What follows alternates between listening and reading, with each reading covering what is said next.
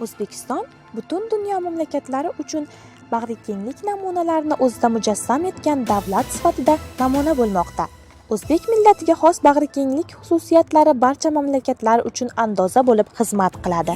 Qadimda allomalar yurtimizni bag'rikenglik, totuvlik va tinchlikni targ'ib qiluvchi asarlari bilan dunyoga tanitgan bo'lsa, bugun mamlakatlarimiz chin ma'noda turli millatlar ahil-inoqlikda umr kechirayotgan baxtiyor yurt sifatida barchaning havasini keltirmoqda.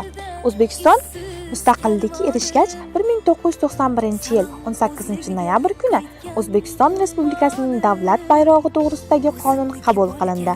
Mazkur qonunda belgilangandek milliy bayrog'imiz davlat suverenitetining ramzidir. O'zbekiston Respublikasi Oliy Kengashining 1991-yil 18-noyabrdagi navbatdan tashqari 7-sessiyasida tasdiqlangan davlat bayrog'i mamlakat davlat suverenitetining ramzi hisoblanib, u yer yuzining shu sarhadlaridagi mustaqil O'zbekiston davlati borligini anglatadi va o'ziga milliy madaniy an'analarimizni mujassamlashtiradi.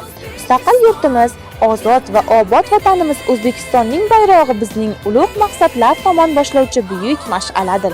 Ma'lumki, davlat ramzlari har bir xalqning mustaqilligi, ozodligi, tinchligi va barqarorligi timsoli hisoblanadi.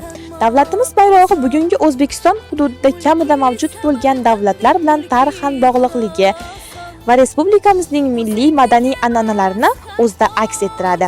Bayrog'imiz o'zga butun O'zbekiston xalqining asriy orzu-istaklari, g'ayrati va shijoatini, xalqimizga xos mehmondo'stlikni mujassam etadi.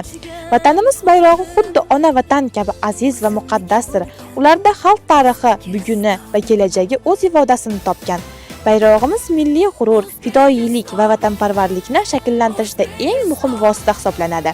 Yurtimiz bayrog'i mustaqillik, tinchlik va birlik timsoli. Yurt bog'lari esa go'zallik, hayot, farovonlik ramzidir. Shu bois har birimiz bayrog'imizni hurmat qilaylik, bog'larimizni, yurtimizni asraylik.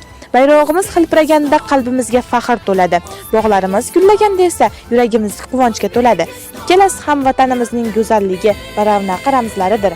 Vatanimizning yanada go'zal va yashil maskanlarga aylantirishga o'z hissamizni qo'shaylik.